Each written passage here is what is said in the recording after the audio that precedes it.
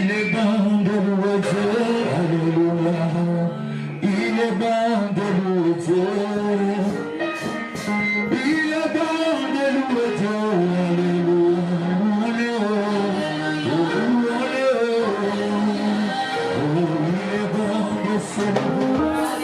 Toi, tu vas gloire au Seigneur.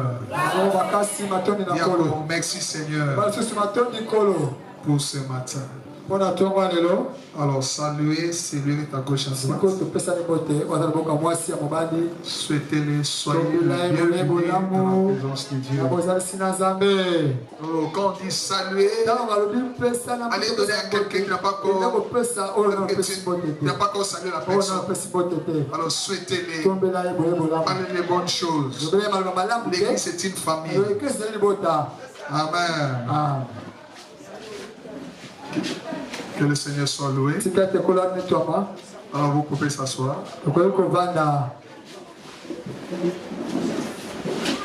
Amen.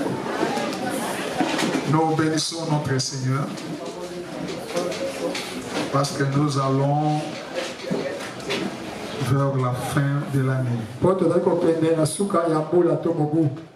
Amen. Nous sommes dans le dernier trimestre de l'année. Mois d'octobre, c'est le mois de la famille. Alors c'est pour cela aujourd'hui, le Seigneur a permis que dans les enseignements de Daniel, dans le livre de Daniel, aujourd'hui je vais parler des choses aussi concernant la famille. Mais dans la prophétie de Daniel, ce qui est écrit. Là, je voulais vous montrer comment Dieu utilise aussi la famille. Et tu vas comprendre pourquoi les cibles de Satan, c'est la famille. Le père et la mère sont des cibles par lesquelles le diable attaque et détruit pour que la famille soit détruite. C'est important que nous devons vraiment prier pour la famille. L'homme et la femme doivent être unis. Entretenir cette lien-là de mariage pour que la famille soit solide. Pour que les enfants puissent connaître leur Dieu.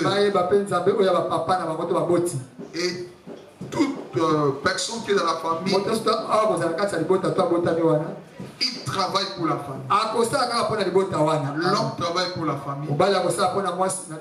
La femme travaille pour la famille. Et les enfants aussi travaillent pour la famille. Et c'est ce travail-là, n'est seulement physique, c'est un travail aussi spirituel. Père, prie pour ta femme et pour tes enfants. Maman, prie pour ton mari et prie aussi pour tes enfants. Les parents, les enfants prient pour tes parents. Soutenez vos parents dans la prière.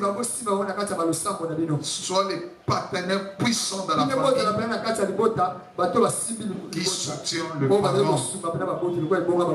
Parce que la nation, des communautés sont constituées dans la famille. Si ces communautés-là, les familles sont soudées, tu vas voir que cette communauté, c'est une communauté bénie, matériellement, financièrement et spirituellement. Tu vas voir une moralité, une bonne moralité dans la communauté. La source, c'est la famille. Même dans une nation, la famille est le socle d'une nation. C'est dans la famille. On sort des politiciens. On sort les hommes d'affaires. Les hommes de Dieu. C'est là où tout le monde sort. Et ils participent dans l'émergence d'une famille. C'est pour cela qu'on demande toujours, il est dans quelle famille? Parce qu'il représente l'image de la famille. Si vous êtes impoli, on va voir que là où tu te veux. Amen. C'est important. Les parents éduquez bien les enfants. Et les enfants obéissez à vos parents. Pour que la bénédiction du Seigneur soit sur vous. Pour que vous ayez une longue vie. Parce que vous portez la bénédiction de vos parents. Amen. Alors, aujourd'hui, comme je vous promis qu'on va parler sur la famille, dans le 6e partie de cet enseignement. Aujourd'hui, on va parler les enseignements de Daniel dans le chapitre 10, chapitre 11 et chapitre 12. On doit englober dans cet enseignement. Parce que le chapitre 12, c'est les conséquences de tout ce que le Seigneur a montré à David et a montré à Daniel. Depuis le chapitre 2 de la vision, Nabucodonosor il avait expliqué, et jusqu'au chapitre 9. Amen. Aujourd'hui, je n'ai pas le temps vraiment d'aller encore en arrière. Mais on va aller directement dans le chapitre 10, 11. On va seulement lire les chapitres 10. Alors, par la Bible. Est-ce que vous êtes prêts? Est-ce que vous êtes prêts? Alors, par la Bible. Si on vous pose la question, vous êtes prêts? Vous répondez comme si vous êtes balancé. Cette attitude-là, je n'aime pas ça.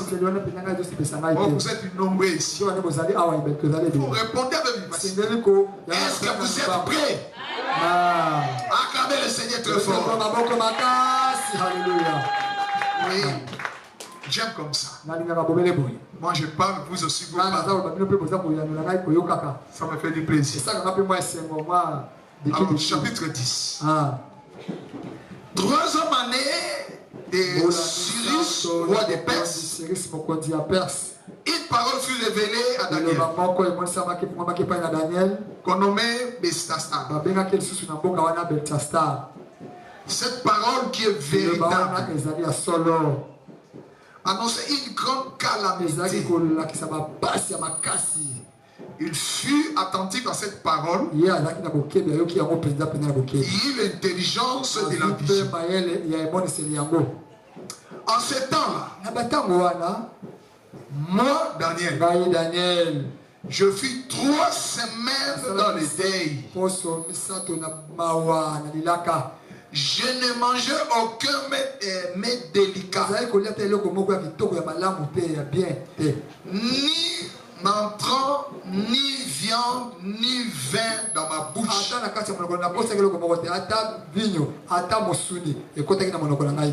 Je n'éloignais point jusqu'à ce que les 3 semaines fussent accomplies.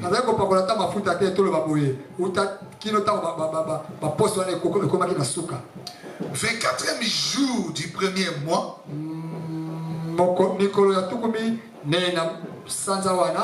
j'étais au bord du grand fleuve Ekidekel.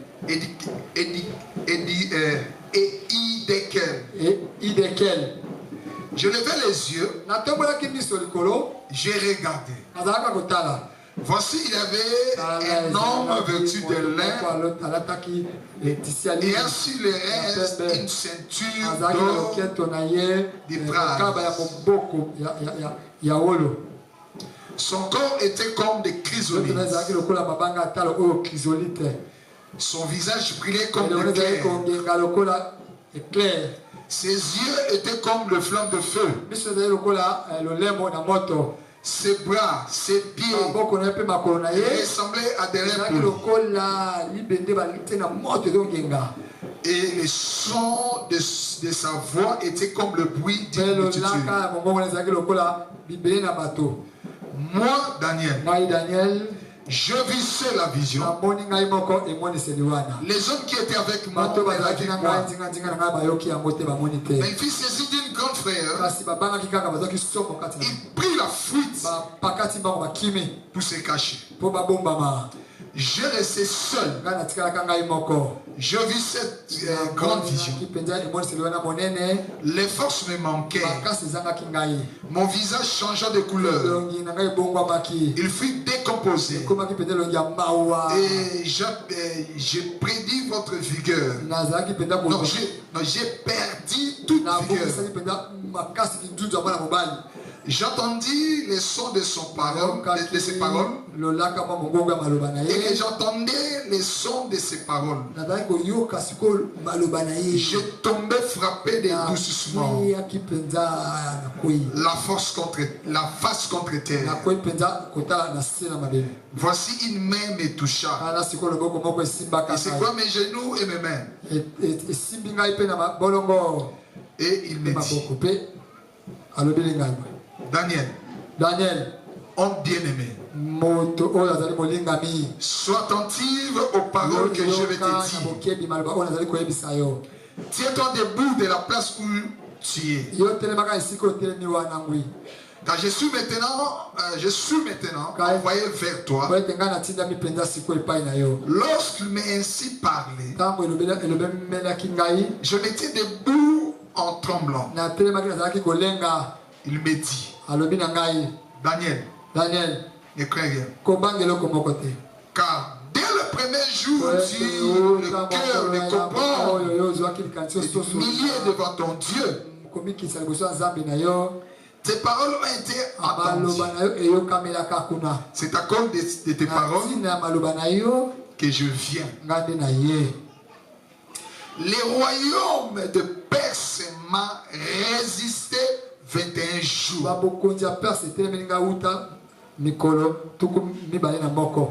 Mais voici Michael, l'un des principaux chefs, est venu à mon secours. Et je suis demeuré là, auprès des rois des Perses. Je viens maintenant pour te faire connaître ce qui doit arriver à ton peuple dans la suite des temps. Car la vision concerne encore ces temps-là. J'attendais qu'il m'adressait les paroles. Je dirisais mes regards vers la terre. J'ai gardé le silence. Voici quelqu'un qui avait l'apparence de fils de l'homme, touchant mes lèvres. L'ouvrit ma bouche. J'ai parlé. J'ai dit à celui qui se tenait devant moi, mon Seigneur, la vision m'a rempli de froid. J'ai perdu toute vigueur. Comment les serviteurs de mon Seigneur pourraient-ils parler à mon Seigneur? Maintenant, les forces me manquent. Je n'ai plus de souffle. Alors celui qui avait l'apparence d'un homme me toucha de nouveau et me fortifia. Puis il me dit, ne crains rien. Homme bien-aimé, que la paix soit avec toi. Courage, courage. Et comme il parlait, j'ai repris de force. Et je me dis, mon Seigneur part. car tu m'as fortifié. Il me dit, sais-tu pourquoi je suis venu vers toi? Maintenant, je m'en retourne pour combattre les chefs de la Perse. Quand je partirai, voici les chefs de Java viendra. Mais je vais te faire connaître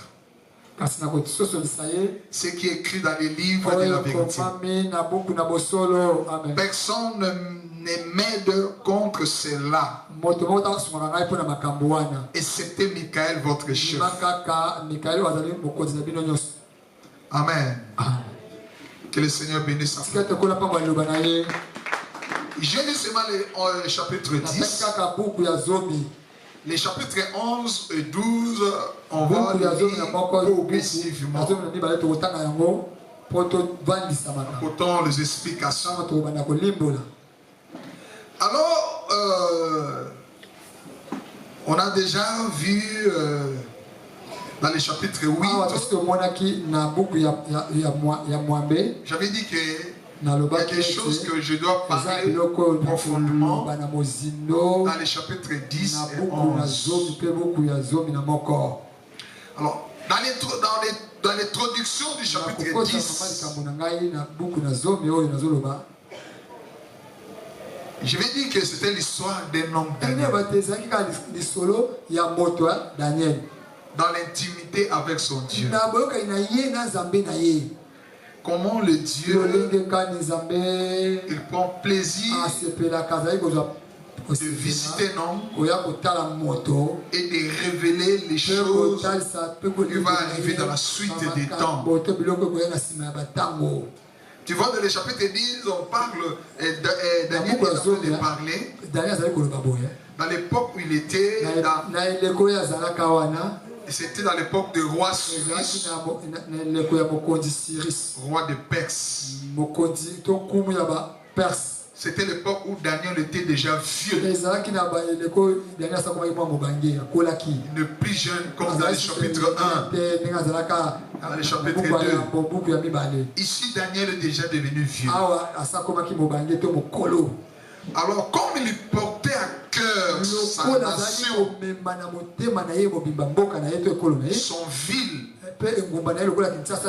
et son peuple, alors il priait. C'est là que le Seigneur aussi, il est venu pour aussi les révéler des choses.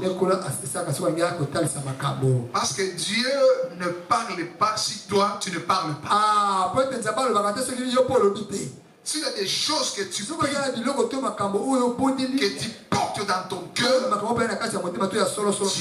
Dieu viendra te révéler ces choses. Comme dans l'exemple de Daniel. Il dit, le Seigneur l'a révélé les calamités qui vont venir sur son peuple. Sur son peuple. Alors Daniel fut attentif de cette parole et il a l'intelligence de la vision. Ça veut dire quand il dit il est intelligent de la vision, ça veut dire il voulait comprendre. Il méditait pour faire cette vision-là. Il voulait comprendre ce que le Seigneur a dit, ce qui va arriver sur son peuple. C'est là quand il voulait comprendre. Et Daniel dit, dans le verset 2, il est entré dans la prière. Amen. Donc ça veut dire que Daniel, il méditait seulement comme ça, non. Il méditait la parole. Il priait sur les choses. Mais à cause de cette vision, accorde le message qu'il a vu dans ses visions, ce qui va arriver au peuple, à son peuple. C'est là que le verset dit, Daniel est entré dans les jeûnes de prière de 21 jours. Pendant 3 semaines. La Bible dit, il ne mange ni la viande. Rien quelque chose comme dans sa bouche. Il ne se parfume pas. Jusqu'aux 3 semaines soient accomplies. Alors après avoir entré dans ce programme, il a vu un homme qui est venu le visiter. Cela a décrit à partir de verset 4 la personne qui lui est venue. Et après, la personne est venue pour l'expliquer. La vision qu'il a reçue. Amen. Et le Seigneur est venu pour éclairer la vision à Daniel. De ce qui est arrivé à son peuple dans la suite du temps. Cette vision concerne encore ce temps-là. Et Daniel décrit ce qu'il est. Comment ce qui s'est passé? Comment, quand la personne l'a visité, comment il ne pouvait pas tenir devant la personne? Et la force le manquait à cause de la présence de cet homme. Amen. Voilà, c'est un peu ce qui englobe le chapitre 10. Donc la visite, le fardeau que Daniel portait dans son cœur sur son peuple, et avait la capacité de ce fardeau-là de chercher la face de Dieu. Ce qui manquait à beaucoup de chrétiens. Amen. De prier pour sa famille, de prier pour leur nation, pour que le Seigneur, à partir de cela, que le Seigneur va aussi vous révéler des choses. Parce qu'il voit en toi, tu as vraiment cette fardeau-là, comme Daniel avait le fardeau de son peuple. Alors, dans le chapitre, à partir du chapitre 11, et dans le verset dit, moi Daniel, la première année de Darius et de Mède, dans le chapitre 10, il était avec Cyrus, le roi des Perses. Dans le chapitre 11, ici on voit ce point, il y a des temps qui étaient passés. Mais on a englobé ces choses-là. Dans le chapitre 11, il était mené avec Darius. Il dit, j'étais auprès de lui pour l'aider et le soutenir. Amen. Alléluia. C'est aussi le rôle pour nous les chrétiens. Tu peux avoir Dieu peut te faire grâce être auprès d'un homme politique. Étant élevé auprès d'un chef PDG. Le Seigneur l'envoie auprès de lui pour des choses.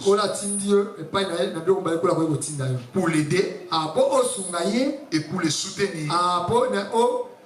Parce que ta bénédiction dépend de la personne que tu es auprès de lui. Amen.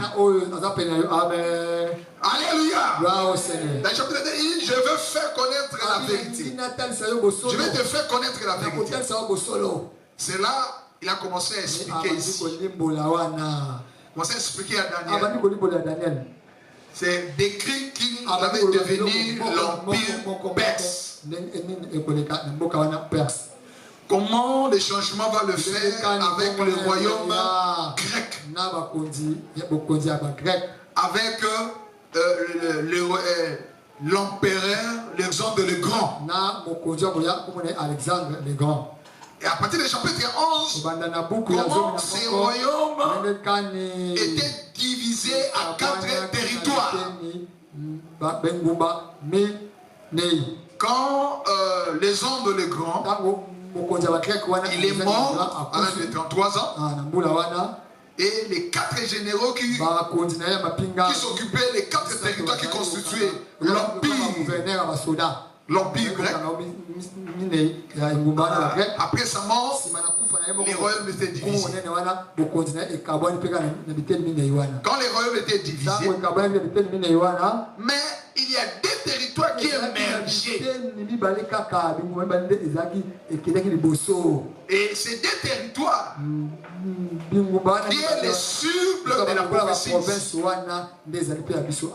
Et ces prophéties-là, que l'ange expliquait à Daniel, c'était le peuple temps de la fin.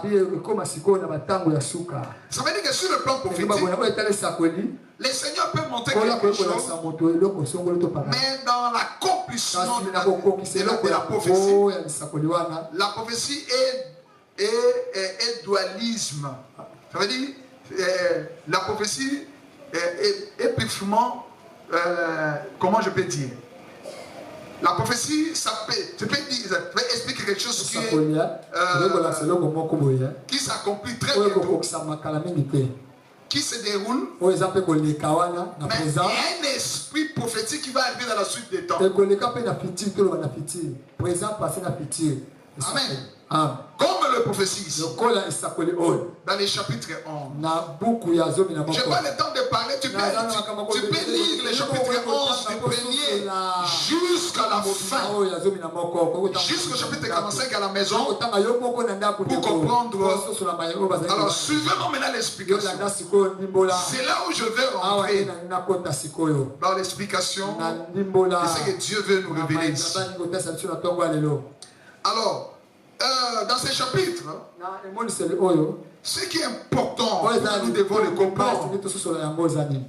Il y a ce que le Seigneur a parlé, ce qui va arriver dans la suite de temps, à partir de verset 40.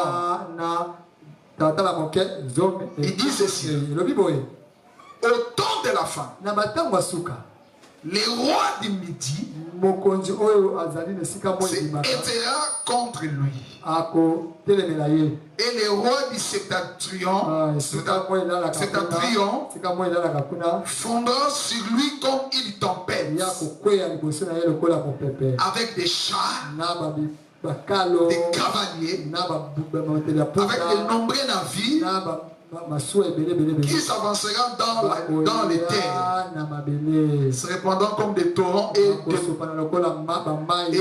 débordera, et rentrant dans le pays plus beau, un pays plus beau, et rentrant dans le plus beau pays, et plusieurs succomberont, mais Edom, Moab et les principaux des enfants d'Ammon seront délivrés de sa main. Amen. Il s'étendant son main sur divers pays, et le pays d'Égypte n'échappera point. Il se rendant maître du trésor d'or, d'argent et de toutes choses précieuses d'Égypte. Et de Libye et l'Éthiopie seront ensuite à sa suite. Des nouvelles de l'Orient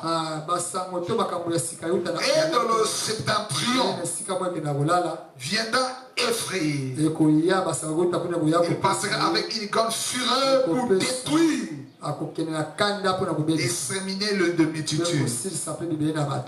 Il dressera les tentes de son palais entre le mer vers la glorieuse et sainte montagne. Puis il arrivera à la fin sans que personne ne soit en aide. Alléluia.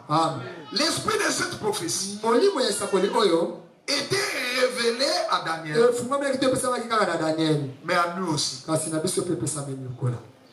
Amen. Je répète. l'esprit de Daniel chapitre 11. Où Dieu parlait l'histoire de l'empire perse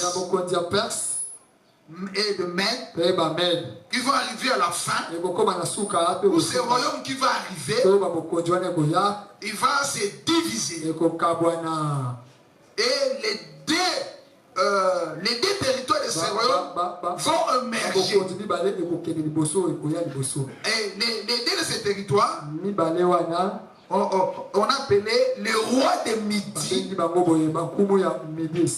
les rois de Septentrion. Donc, le deux territoires là va émerger. Et il y a des choses que ces rois vont accomplir dans la suite du temps. Mais la réalité, le dualisme et cette prophétie, c'est pour nous au temps de la fin. C'est vrai que j'ai dit que la prophétie de Daniel ici, Dieu est révélé à Daniel et s'est révélé sur toi. Toi qui es au temps de la fin. Et le Seigneur a permis que tu puisses comprendre ces choses. Voilà pourquoi, si tu as connaissance de cette chose, tu vas comprendre ce que Daniel a dit dans le chapitre 12. Voilà ce que le Seigneur a dit à Daniel. Parce que j'ai dit, je parle le chapitre 10, 11 et 12. Et je vais te parler directement pour comprendre ce que le Seigneur a dit. À partir du verset 10 d'ici. En ce temps-là, célébrera Michael le grand chef, les défenseurs des enfants de ton peuple. Ce sera une époque de détresse. Avec le point semblable depuis que les nations existent jusqu'à cette époque. Écoute maintenant. En ce temps, c'est dans le peuple qui se trouve inscrit dans les livres seront sauvés. Verset 2. Plusieurs de ceux qui dorment dans la poussière de la terre se révéreront. Les unes pour la vie éternelle, les autres pour le pauvre, pour la honte éternelle. Alors, ceux qui voilà maintenant ce que le Seigneur te dit. Toi qui m'écoutes, voilà ce que je te dis. Ceux qui auront de l'intelligence, ceux qui auront été intelligents, brillant comme la splendeur du ciel. Ceux qui auront enseigné la justice à la multitude, brillant comme les étoiles, à toujours et à perpétuité. Toi, Daniel, tiens secret ces paroles. C'est là ces livres jusqu'au temps de la fin. Plusieurs alors les liront comme Daniel lisait aussi. Comme au temps de la fin où nous sommes. Plusieurs les liront aussi. On est en train de lire maintenant. Amen. Et la connaissance augmentera. Pourquoi la connaissance va augmenter? Parce qu'ils vont comprendre la vision. Ils vont comprendre le temps et le moment par lequel l'accomplissement de la vision Dieu avait envoyé. Et nous sommes le peuple où la vision nous concerne. Le message nous concerne. Le message nous concerne. C'est comme ça que l'ange parle à Daniel. Ceux qui auront intelligent, ceux qui auront été intelligents, on a bien dit ceux qui auront été intelligents. Ça veut dire quoi? Ce sont les gens qui vont chercher à connaître que le Seigneur avait dit à travers les prophètes, comme Daniel, qui cherchait à comprendre en méditant, en lisant les Écritures, en priant. Voilà l'attitude des chrétiens des temps de la fin. Il doit être comme Daniel, les hommes de prière, les hommes qui méditent la parole de Dieu, les hommes qui écoutent ce qui se passe à travers le monde. Comme aujourd'hui, on va parler ce qui est arrivé dans notre génération. Dans le mois d'octobre ici, on va le parler. Amen. Et la prophétie dit, ces gens-là qui auraient été intelligents,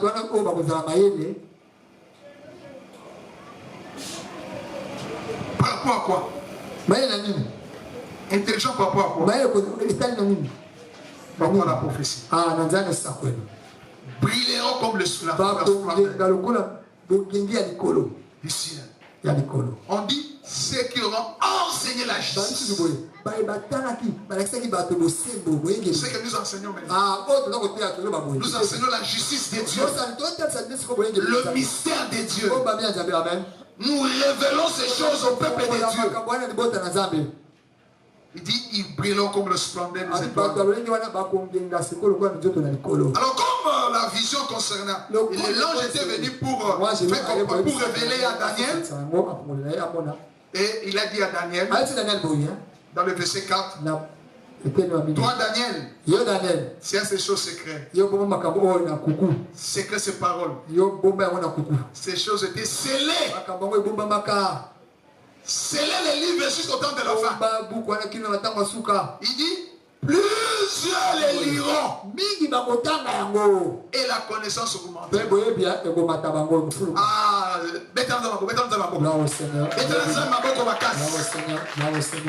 Avoir la grâce de comprendre ce qui se passe dans le temps de la fin. Par rapport à l'enlèvement.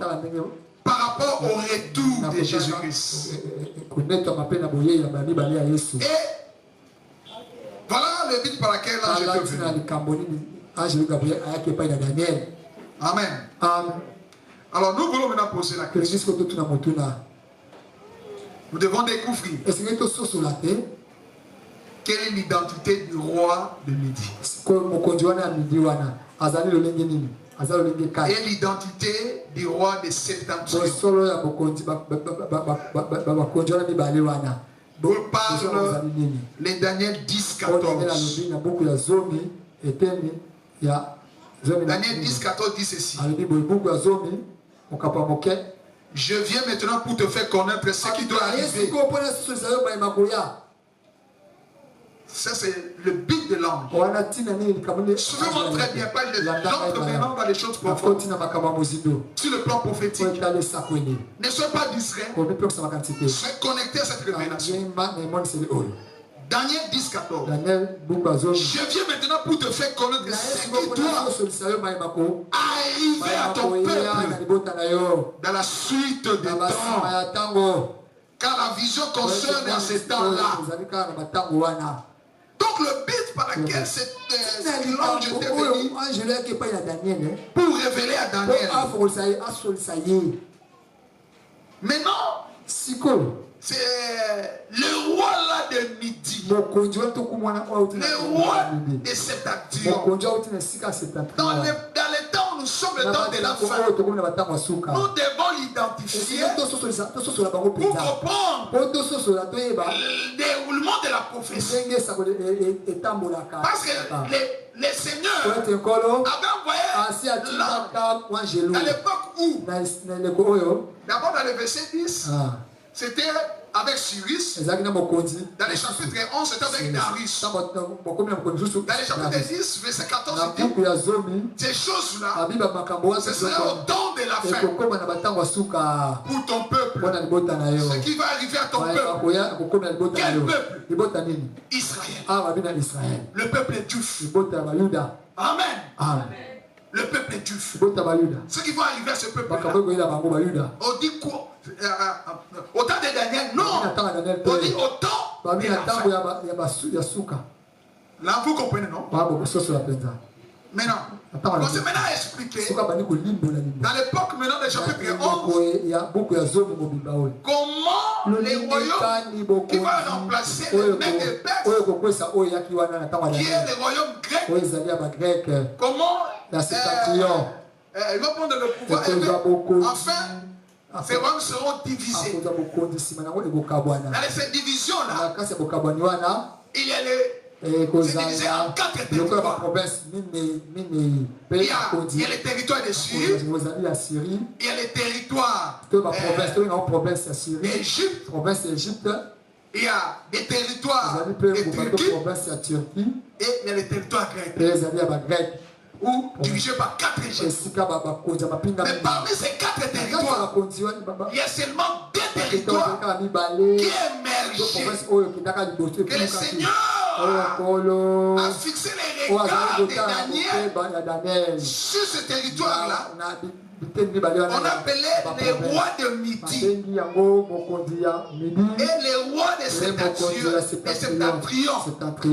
C'est eux qui vont jouer les rôles très importants dans les temps de la fin. Malgré cela, c'est le même royaume qui ont mené la vie difficile. Israël. Les premiers qui étaient mérités, les royaumes de Syrie. Amen. Avec le général Séliscos. Celui qui a émergé. Et les Syries c'était au nord d'Israël. Qu'on appelle le roi au nord d'Israël qui est le roi de Septentrion. Septentrion suffit au nord. Et au sud qui est le roi de Midi, qui est l'Égypte. Là maintenant on est clair. Amen. Nous avons expliqué. La question est générale. Bon, année, et ça, classiquement, ma communion sur le plan prophétique pour comprendre. Parce que nous avons mis dans ma Bible Daniel. A tini l'ange a dit que ma communion au bon de là, et ça pour la peuple na yo, et ça qui dit, de là on a pour la calamité, ma communion ma bé, ligue comme la peuple. Alors, nous avons tini pour dire que ma communion, le conseil peuple, et ça, psychoté, ils ont le temps à souka. Après le chapitre 11, Daniel a travaillé dans le roi Moussousou. Le roi Moussousou nous a révélé que le royaume est Kende, le royaume est au Kabouana 4 parties. Mais dans les 4 parties, on a 2 territoires, il y a un royaume qui est émergé dans 4. Le territoire qui est dans le nord d'Israël, dans la 4 prophéties, roi de Septentrion qui est au nord, et roi de Midi, c'était l'Égypte. Par rapport au Midi, par rapport au Septentrion, et ça par rapport à Israël. Amen. Toutes ces prophéties, c'est tout autour d'Israël. Au nord d'Israël, qui est le Septentrion. Au sud d'Israël, qui est le Midi, le roi de Midi. C'est comme ça qu'avec la suite des temps, et les royaumes de Syrie, et maintenant, il y a une expédition dans le monde. Et quand Israël, et Zuniliti, Antichrist 3 et puis Épiphanes 3 à qui qu'on soit des choses abominables qui est le type de l'antichrist alléluia. Et à côté qui a percé ma juif ça va sacrifice na bango surtout à pekisi yango accueillir juste à ce que comme ça Dieu Zéis akina bonza ngulu na wazes na kati ya temple et bibelobi l'époque na kwa Makabe ba telemela ki eloko wana et histoire ya Israël et gosuka wana. Alléluia. Donc c'est là la prophétie. L'histoire d'Israël s'est arrêtée dans l'époque de Maccabée, où on avait résisté ces rois. À Titus Épiphanes, qui voulait profaner les temps, qui est le type de l'antichrist. Mais notre problème ce matin, c'est connaître, parce que nous sommes dans de la fin. Quel est le roi de Midi? Quel est le roi de Septentrion? Qui va jouer le rôle très important, qui va amener les événements prophétiques pour que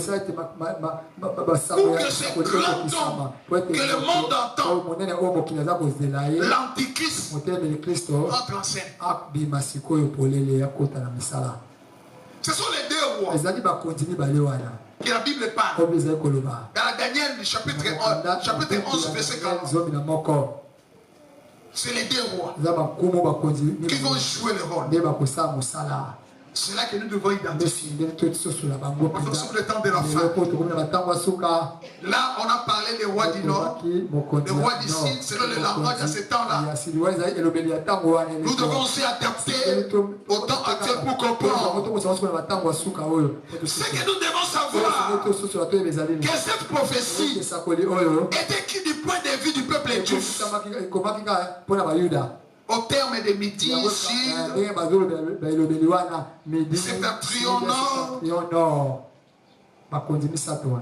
Vous savez que ce sont des régions qui sont trouvées au nord d'Israël et au sud d'Israël. Les rois de Midi se trouvaient donc au sud de Jérusalem. Ce qui était au sud de Jérusalem, c'était l'empire, quand c'était divisé, c'était l'empire égyptien avec le général Ptolomée. Celui qui était dans la Syrie, qui a vu la possession de ce royaume. C'est comme ça qu'on appelait le roi de Midi. Et c'est celui, de temps en temps, il avait une guerre, un envahissement. Et la conséquence était le peuple juif. Les territoires, c'est les deux royaumes traversés à chaque fois. Et l'expédition, on rentre dans Israël pour envoyer l'autre. Et l'autre, quand il se réveille, il rentre dans Jérusalem et pour aller attaquer l'autre. Donc le royaume du Nord et le royaume du Sud. Maintenant, les rois du Septentrion. Ici, on voit l'histoire de l'Empire grec et de qui est divisé en 4 parties. Là, tu vas comprendre comment les royaumes, parmi les royaumes qui étaient émergés, c'était le royaume de Syrie, qui est émergé rapidement. Et ce sont les royaumes du Nord et du Sud qui faisaient ravage à Jérusalem. C'était le roi Séleucos. C'était le roi de Septentrion. Et les rois du Sud, c'était Ptolomée, le général Ptolomée. Maintenant, au nord, c'était la Syrie. Et avec l'émergence de cette royaume-là, le roi, il y avait plusieurs changements de roi jusqu'à l'arrivée de l'Anticos, qui est le type que nous voyons aujourd'hui, le type de l'Antichrist. Et au sud, c'était le roi Ptolomée. Mais dans le chapitre 11, à partir de verset 5 à 31, il fait donc allusion aux événements historiques entre les rois de Septentrion, qui est le roi du Nord, et les rois du Sud. À partir de verset 5, fin à 31, on est en train d'expliquer ce qui s'est passé entre les deux royaumes. Comment la Jérusalem souffrait dans leur expédition, dans leur envahissement. On l'a expliqué.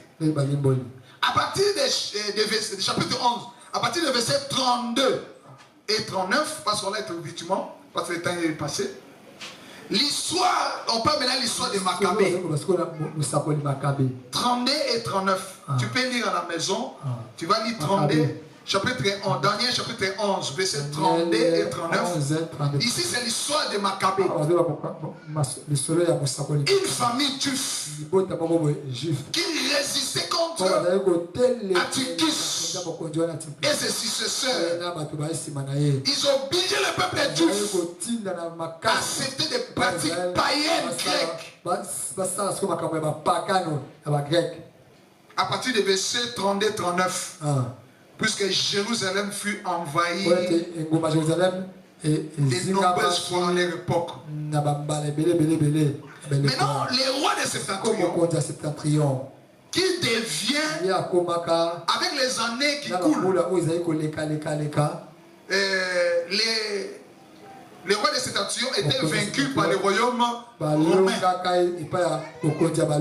C'était à 665 avant notre heure.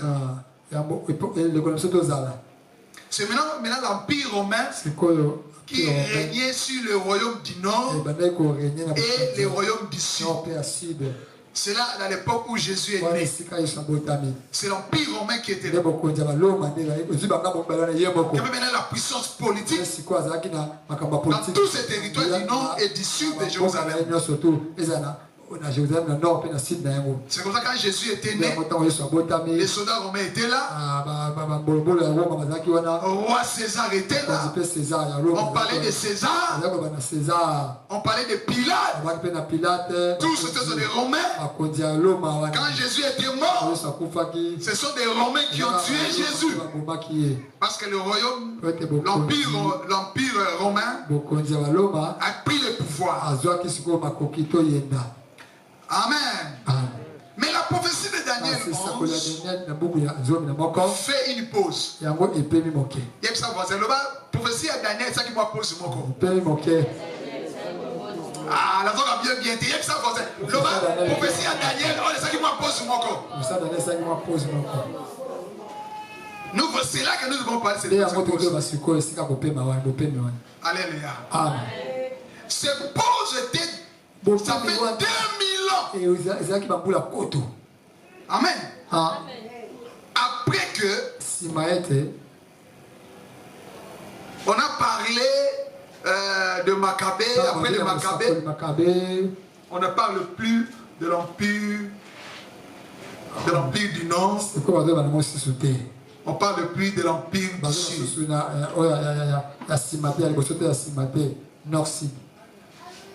Et se remet à se dérouler avec l'apparition de d'autres rois de Midi au temps de la fin. Ça veut dire que l'époque, les rois de Midi et les rois du Nord, c'était arrêté de l'époque de Maccabée sur le plan prophétique. Mais la prophétie dit, dans les Daniel 10, verset 14, l'ange dit à Daniel, ces choses ici, c'est au temps de la fin. Au temps de la fin, c'est nous qui sommes au temps de la fin. C'est là que nous devons connaître quelle est maintenant la puissance là qui représente le roi de Midi et le roi de Septentrion qui va accomplir la prophétie. Les prophéties des rois de Midi, la prophétie des rois de Septentrion est différente avec la prophétie des Gog et les Magog. Alléluia. Oh, la prophétie des Gog et les Magog, ça sera après avoir lui-même été descendu sur la terre. Il a régné après 1000 ans. On n'a pas de temps, mais tu peux le vérifier. C'est là où on va régner Gog et Magog. Pour combattre qui? Le Messie qui est sur Jérusalem. Et c'est là les dernières batailles. On va relâcher Satan. C'est là où le diable va récupérer tous les ennemis. Parce que l'histoire de bleu est délivrée des deux semences Ça continue leur parcours. Et Dieu va réunir tous ces semences dans les Gog et Magog pour combattre le roi des rois, le Seigneur des seigneurs. Et c'est là où l'histoire va terminer. Mais l'histoire des rois de Midi et les rois de Septentrion, c'est l'histoire qui accomplit dans notre temps, qui nous emmène calmement et sûrement pour connaître la personne qui va venir. Parce que la prophétie se fait tout autour de Jérusalem. Ce roi-là, il est au nord, il est au sud. Ce sont la prophétie vont jouer tout autour de Jérusalem. Où Zacharie dit Jérusalem, ça sera une pierre pesante. Est-ce que quelqu'un m'attend? Est-ce que vous comprenez la malam? Na ok mbangu. Pendant que malamba ya solo, ya malam pour comprendre. Est-ce que comprendre papa qui s'en va mouquer? Non, qui s'en va zonga. Pour na yo na zonga. Pour comprendre. L'essentiel c'est que comprendre. Amen. Amen. Il dit que de très vite que on comprend mais bon on comprend. Alors après la disparition de Maccabée, il y a une pause de l'an 2000. Ça fait maintenant l'an 2000. Quand on parle plus de roi de Midi, on parle plus de roi de Septentrion. On parle de l'Empire romain.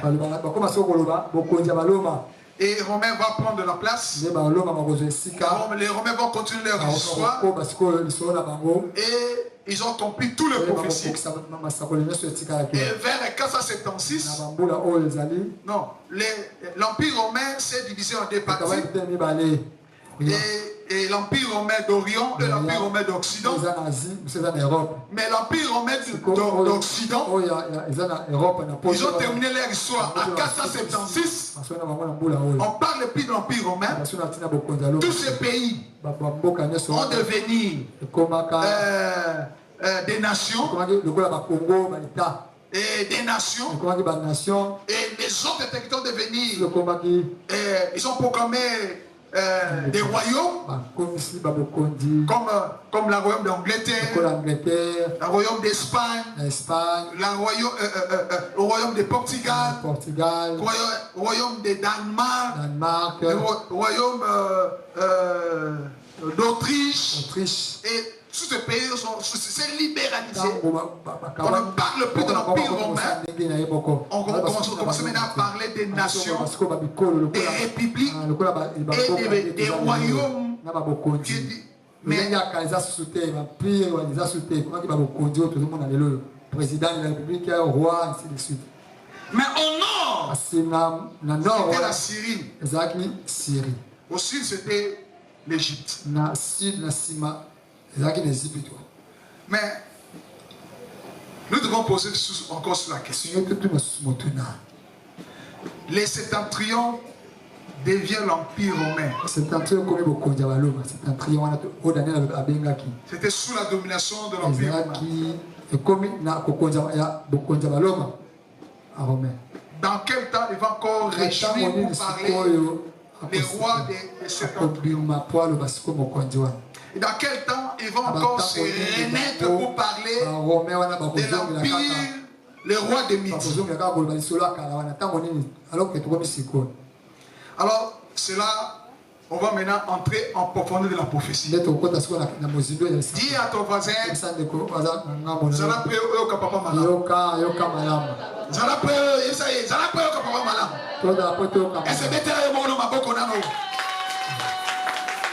gloire au Seigneur. Ici, c'est pas cette histoire de la famille. C'est là que je vais parler, je vais profiter pour parler aussi, parce que nous sommes au mois de la famille. Où nous prions pour les familles. Tu vas comprendre comment Dieu utilise la famille. Ici, c'est l'histoire des noms. C'est Abraham. Et Abraham, et a eu 2 fils. Ismaël et Isaac. Mais l'héritage, Dieu a donné à Abraham. Mais la Bible dit, Ismaël aussi, quand il est parti, il a mis au monde 12 enfants. On appelle 12 nations. Et ces nations-là, ils sont devenus de puissants. Aujourd'hui, on appelle ces nations-là, ce sont les Arabes. Amen. Isaac aussi, à son tour, il a eu des enfants. Esaü et Jacob. Et la bénédiction, c'est Jacob qui a reçu par la vie. Alors Esaü voulait chercher la bénédiction. Dieu a dit, j'ai donné déjà son frère. Esaü a resté avec une haine dans le cœur. Amen. Tu vois comment l'histoire de la famille? Ça, c'est l'histoire de la famille. Quand Dieu élève une personne, en lui, il a mis des générations qui vont accomplir des choses que lui, dans sa divinité, dans sa préscience, il a préparé pour le monde. Il y a des gens que Dieu a mis dans les rois. C'est pour cela les familles royales, ils cherchent toujours le sang royal. Il ne peut pas n'importe qui. Pourquoi? Il ne veut pas voir le mélange dans leur sang. Parce que dans leur sang, ce sont des sangs des rois. Alors il veille à ses descendants. Chaque roi enseigne ses enfants. Il ne faut jamais rater notre sang. Parce que ici, c'est l'histoire de la famille. Abraham, c'est l'histoire du monde. À travers ses enfants. Que Dieu est en train d'accomplir des choses. Et Jacob, lui aussi, il a eu 12 enfants. Et ses enfants ont constitué les 12 tribus d'Israël. Alors, si nous lisons Genèse 28, verset 9. Écoute ce que les Écritures disent. Je vais aller très vite. Très vite. Parce que nous courons derrière le temps. Cet enseignement, je ne dois pas terminer aujourd'hui, mais on va terminer le dimanche prochain. Ésaïe chapitre 28, verset 8. Non. Genèse 28, verset 9. Dit ceci.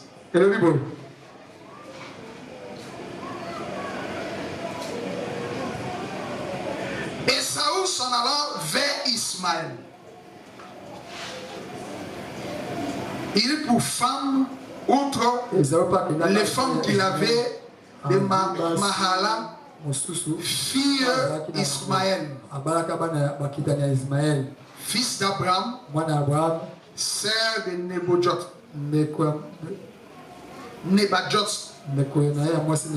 Alléluia. Ici, la Bible dit Esaü aussi. Quand il veut se marier, il n'a pas allé très loin. Il a cherché le sang de la famille. Alléluia. Il a cherché qui? Une femme parmi les enfants d'Ismaël. Ils ont fait l'alliance. Les deux premiers, ça veut dire Ismaël, qui est le deux premiers, qui est le premier né d'Abraham, et Esaü, le premier né d'Isaac. Et que le Seigneur, il n'a pas reçu la bénédiction de toi d'aînesse. Il s'est uni ses enfants par le lien de la famille du sang.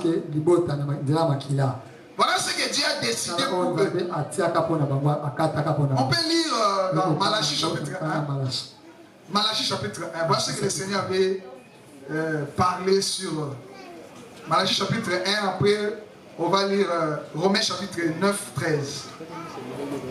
Chapitre 1, verset 2. Je vous ai aimé, dit l'Éternel. Vous dites à quoi nous as-tu aimé? Écoute ce que l'Éternel dit. Esaü n'est-il pas frère de Jacob? Dit l'Éternel. Cependant, j'ai aimé Jacob. Donc parmi ses enfants, Dieu a choisi Jacob. Voilà ce que Romain dit. Romains chapitre 9, verset 13.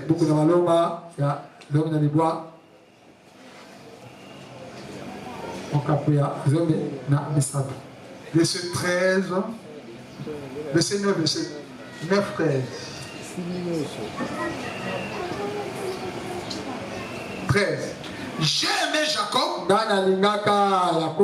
J'ai haï Esaü. Alléluia. Dans la même famille, Dieu a aimé l'homme, il a haï aussi l'homme. Voilà les conséquences.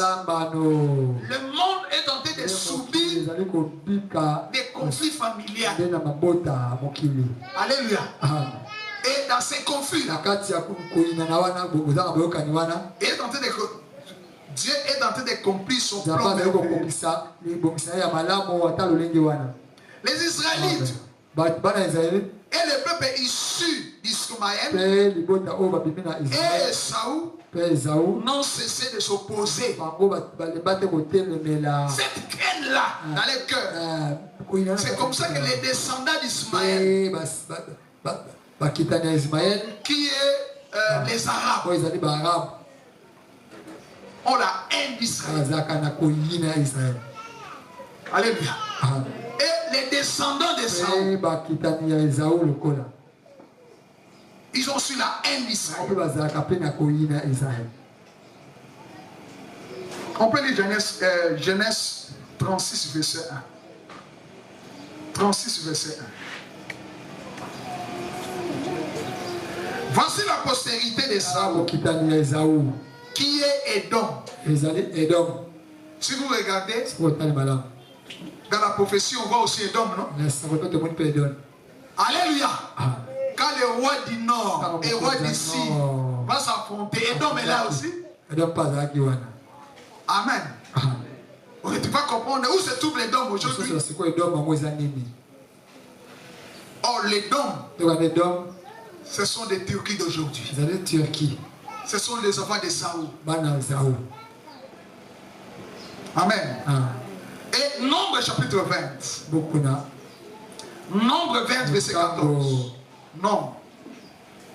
Nombre 20, verset 14. Nombre 20, verset 14. De Kadès, Moïse envoie des messages au roi d'Édom pour lui dire: ainsi parle ton frère Israël. Donc, ici Moïse savait que Édom, c'est leur frère. Tu sais toutes les souffrances que nous avons éprouvées. Et il a commencé à expliquer. On peut lire Ézéchiel 37. Ézéchiel 35, verset 5. Verset 35, verset 5.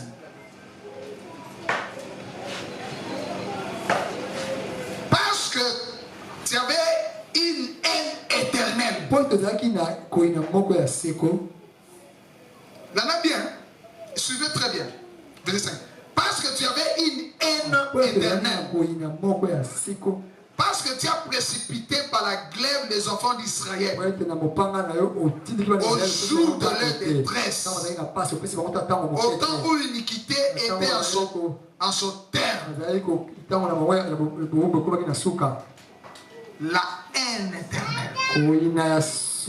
Les Édomites apportaient la haine.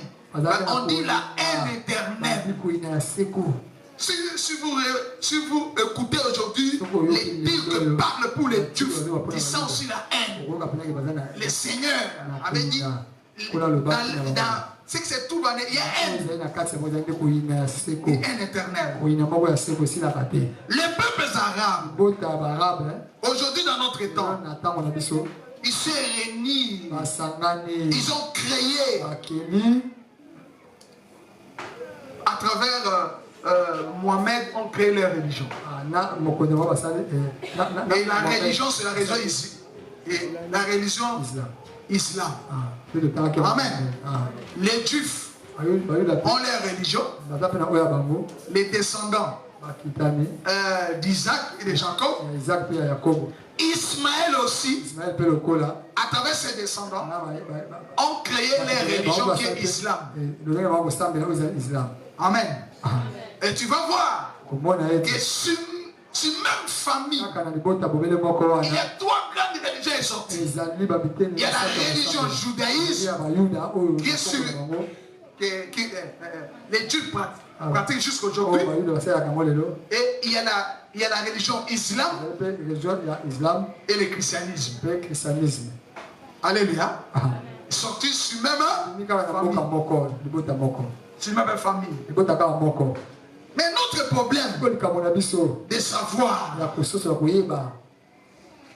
quel est le roi du Nord, le roi de Septentrion au temps de la fin, il va accomplir des grands paroles prophétiques, qui va préparer l'arrivée des grands temps de l'Antichrist.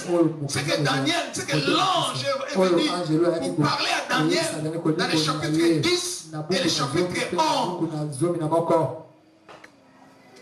C'est comme ça que je suis en train de vous emmener dans l'histoire d'une famille pour comprendre comment et les rois du Nord et les rois de Septentrion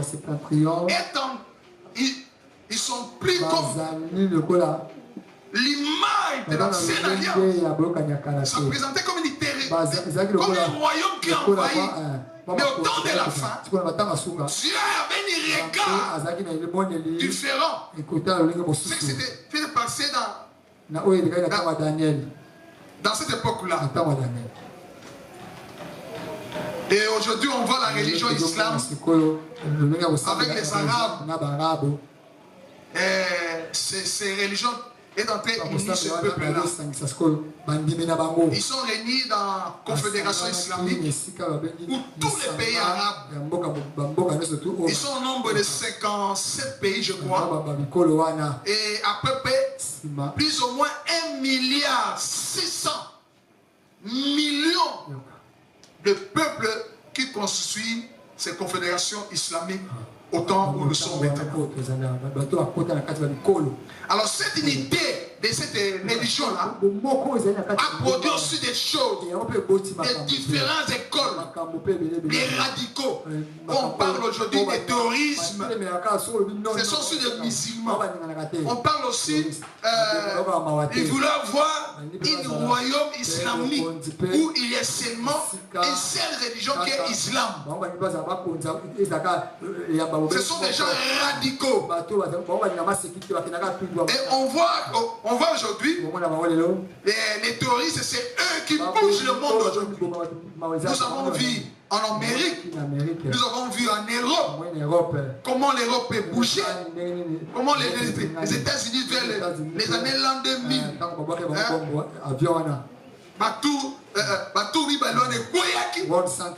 Et nous voyons toutes ces choses-là. Amen. Maintenant, au temps de la fin, Daniel 11 dit, verset 40,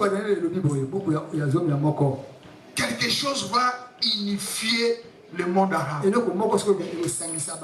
Et ce qui va unifier, c'est les confédérations.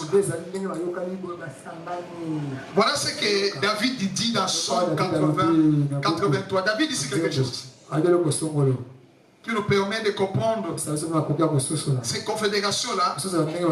Leur but, ils sont réunis pourquoi? 83. 83, verset 4 à 5.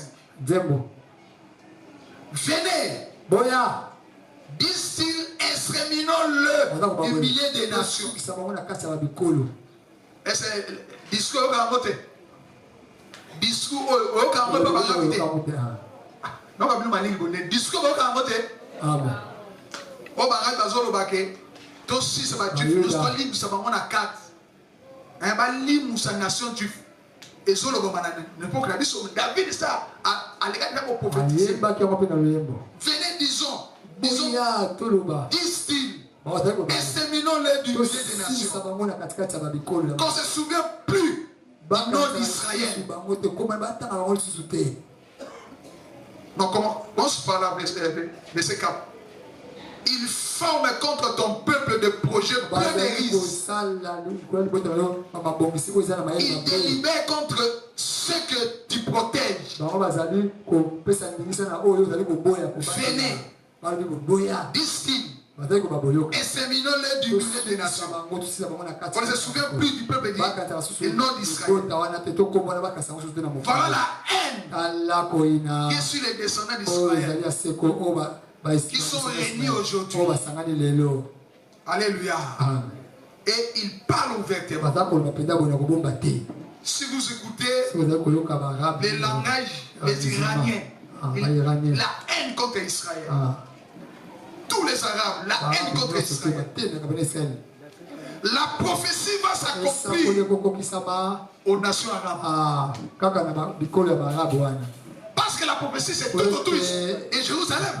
Les rois d'Iran et les rois de quoi ici. C'est eux qui vont jouer. Donc, quels sont les pays qui sont tout autour d'Israël qui étaient occupés par l'Empire romain d'Occident? Qui étaient les territoires de Syrie avec tous ces rois qui malmenaient le peuple du face. Les rois du sud qu'est l'Égypte. Et qui malmenaient le peuple des dieux dans les combats. La terre de Jérusalem, c'était terre. Il est porte qui perdait, profaner la terre sainte. Mais au temps de la fin, c'est le peuple-là. Ils auront plus le même regard les temps anciens. Mais dans les temps nouvelles, ce peuple-là, ce sont des Arabes qui sont au nord d'Israël, qui sont au sud d'Israël, qui vont accomplir Daniel 11, verset 40. Alléluia. Est-ce que quelqu'un est avec moi? Il se peut que cet affrontement entre les deux puissances, problème entre la Palestine et Israël. Au nom d'Israël, représentait les royaumes romains. Le sud représentait les royaumes des Arabes qui vont réunir tout autour d'Égypte au temps de la fin. Ils vont mener un grand combat contre Israël. Et ici, les royaumes, l'Empire romain d'Occident, quand on parle des royaumes du Nord, ça n'est plus une belle condamnation comme la Syrie dans cette époque. Parce que la Syrie était disparue. Ce sont des Romains qui ont pris le pouvoir. C'est comme ça que l'ange avait dit la même chose qu'il était parti, la même chose qui va descendre. Il est parti, il a laissé quel royaume? Le royaume romain. Quand il va retourner, il va trouver quel royaume? Le royaume romain. Et ces royaumes vont affronter dans les temps de la fin, à cause de Jérusalem. C'est ici que, avec la deuxième partie de cet enseignement, je parlais d'Apocalypse 11, de cette femme qui va affronter un fils. Après les 12, qui va affronter un fils. Et on va garder dans le désert. Mais le diable va envoyer, mais il ne veut pas attaquer la femme. Mais il va attaquer la femme. Il va attaquer la femme. Là, on va développer parce que les Daniel et l'Apocalypse maintenant, il y a des choses que Dieu a parlé dans Daniel, il a expliqué dans le livre apocalyptique. Alléluia. Alors pour clôturer, c'est ce qui s'est passé maintenant. Pourtant où nous sommes. La guerre entre Israël et Hamas. Et ça va dire, on a dit que guerre Israël et Hamas. Tout le monde qui peut quitter. Tout le monde qui peut quitter. Il y a un ange à Isaac Daniel. Alors dit, les gens qui ont été intelligents. Voilà intelligent. De suivre de près les choses qui se déroulent. Actualité, mais l'actualité comme un enfant de Dieu. Alors, bien aimé, il y a un accomplissement prophétique. C'est la prélude de la préparation des grandes choses qui vont arriver dans la suite.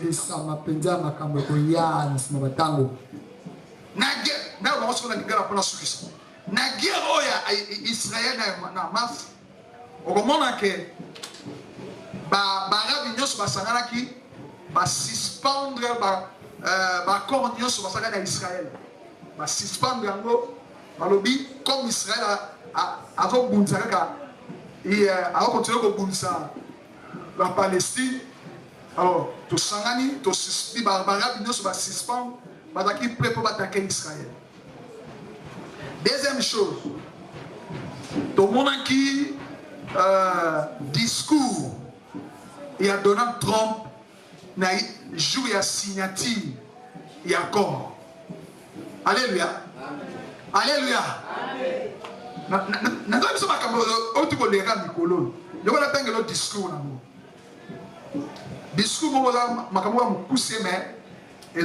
Il partait à discours. Il y a des tomates tournées à l'objet. Des années d'épouvantables.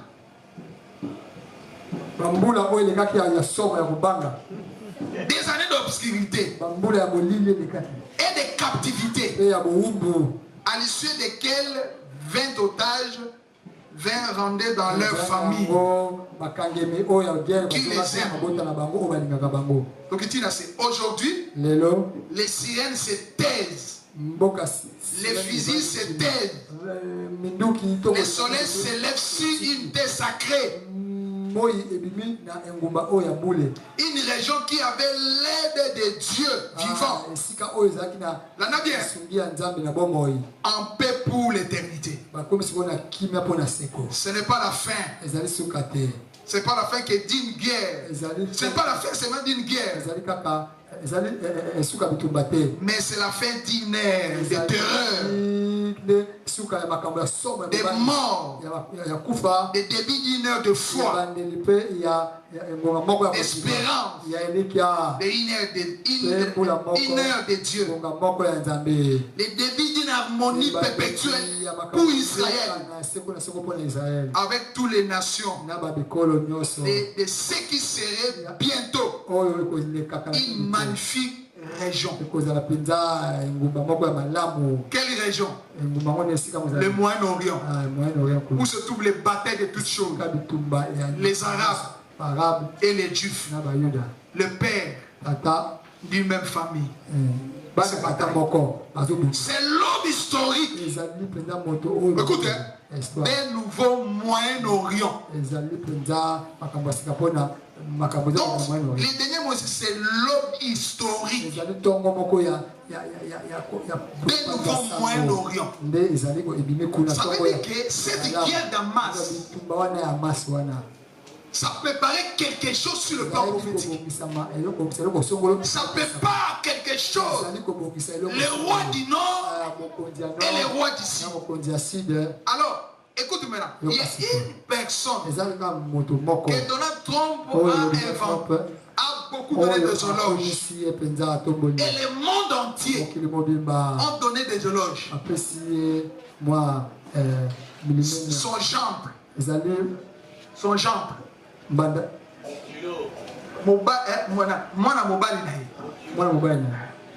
Alléluia. Son gendre s'appelle Jarès Kernes. Comment les Jarès Kernes? Kernes. C'est lui, en l'an 2020, il a fait une négociation secrète avec les Arabes, la guerre. Et entre l'Arabie Saoudite,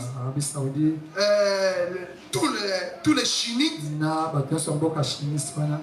et les sunnites, les chiites, tous les chiites. On a fait une négociation, on a signé à Washington en 2020. Celui qui était auteur de cette négociation, son gendre, Jonas Kenesh. C'est lui encore. En 48 heures, il est parti faire la négociation pour avoir un accord entre les Arabes et les Juifs sur la terre Jérusalem. Et dans cet accord-là, bien aimé, quand j'ai dit des accords, j'ai dit que non, on l'a pongi. Ma caméra qui est la vitesse prophétique, on l'a pongi. Quand les politiciens signent de quelque chose, ils ne parlent pas à propos de ces accords. Mais quel était le contenu de cet accord? Les contenus des accords. Malgré ces contenus, c'était les accords des affaires. Mais il y avait quelque chose s'est réuni. D'abord, premièrement, dans ces accords, on a renouvelé les accords d'Abraham qui étaient brisés à cause des déclarations des Arabes. Deuxième, on a fait les accords de paix. Dans ces accords-là, on a parlé sur la normalisation des choses que l'Arabie Saoudite va faire. Donc on sait que les affaires qu'il va faire pour construire les villes de Gaza, toutes les villes ont été détruites là. Alléluia. Dans ces accords-là, et qui va permettre on a négocié comment on va se préparer pour le temple d'Israël. Alléluia. Alléluia. Amen. Comment on va construire le temple d'Israël? Comment on va s'entendre pour construire le temple? Ça, c'est des accords secrets. En cherchant, j'ai vu quelqu'un qui a publié. Alléluia. Et dans ces accords, on a parlé beaucoup de choses qui vont permettre que sur le plan diplomatique, sur le plan des affaires, sur le plan militaire, et à la fin, on a fait les accords qu'il faut il y a deux États entre la Palestine et Israël pour avoir deux États. Alléluia. Alléluia.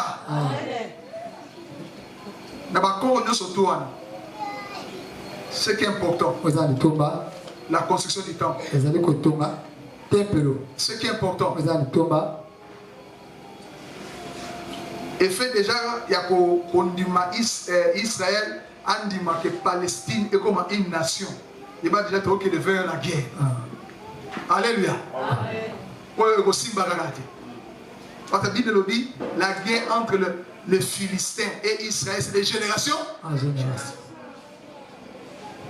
Alors la personne que nous posons la question, aujourd'hui, Tous les grands l'apprécient. C'était l'homme de paix.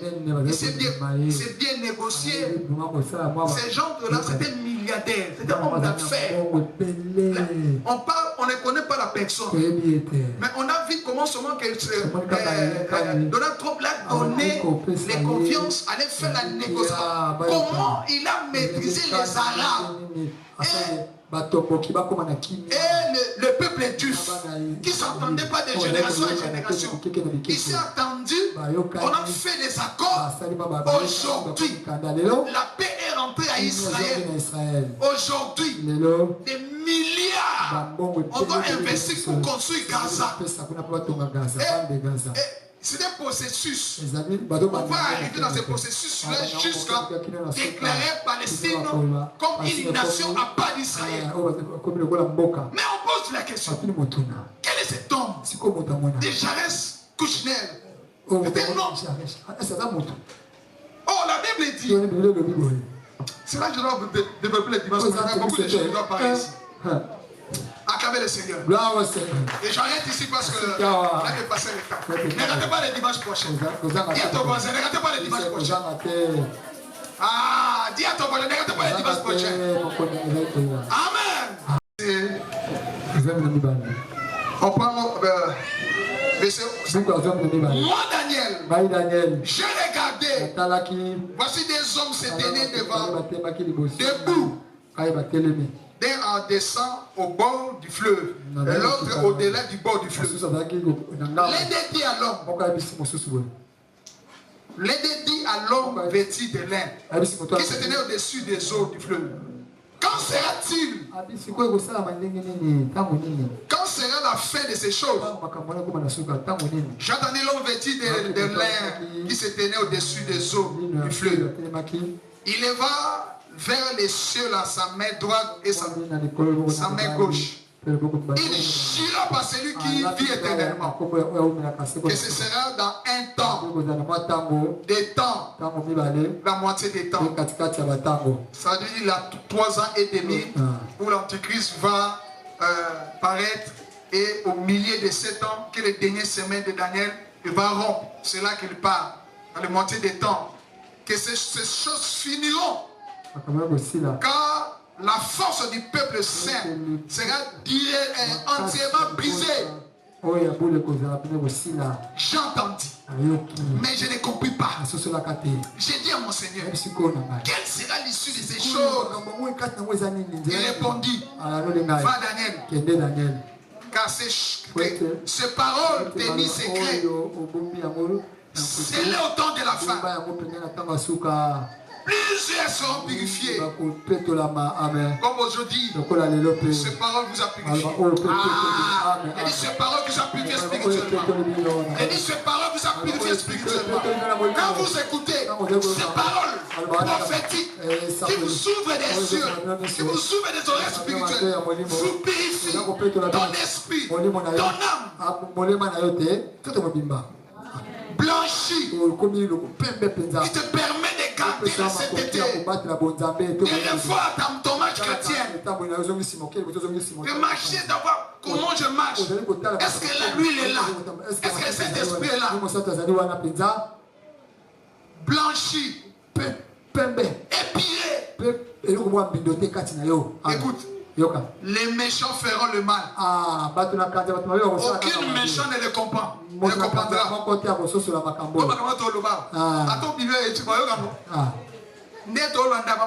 Alléluia. Facebook, TikTok, le méchant continue toujours à faire du mal. Alléluia. Mais écoute. Mais ceux qui auront intelligence comprendront. Comme nous, en suivant les informations, en regardant ce qui se passe, le Moyen-Orient, on a compris que le royaume du Nord est entré, parce que tous les accords là, il y a Union européenne là, à travers la France, il est là. Lui aussi participe dans la construction de Gaza. Il y a les les Nations Unies, qui est là, qui représente les nations du monde, parce qu'avec les accords pour construire les temples, ce sont des nations qui vont, ils ont fait la négociation pour convaincre à travers l'Antichrist pour que les Arabes donnent l'accès de construire les temples, parce que le monde du temple est dans la main des Arabes. On a seulement autorisé aux Juifs aller seulement dans la nuit de lamentation. Mais ne fais pas de prière. Ne fais pas leur prière de donner l'Holocauste, tout ça. Non, non, non. Ils ont permis seulement aller dans la nuit de lamentation.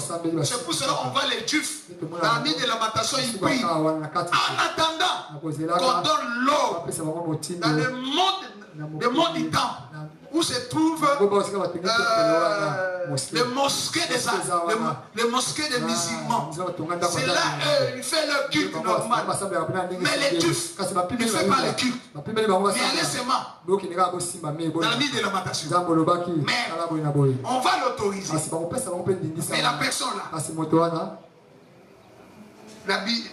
la Bible parlait, on appelait l'intrigue. Alléluia. Total au dimanche prochain. Amen. Amen. Amen. Ceux qui auront intelligent comprendront. Tu comprends, non? Tu as compris? Dis merci Seigneur. Dis encore merci Seigneur.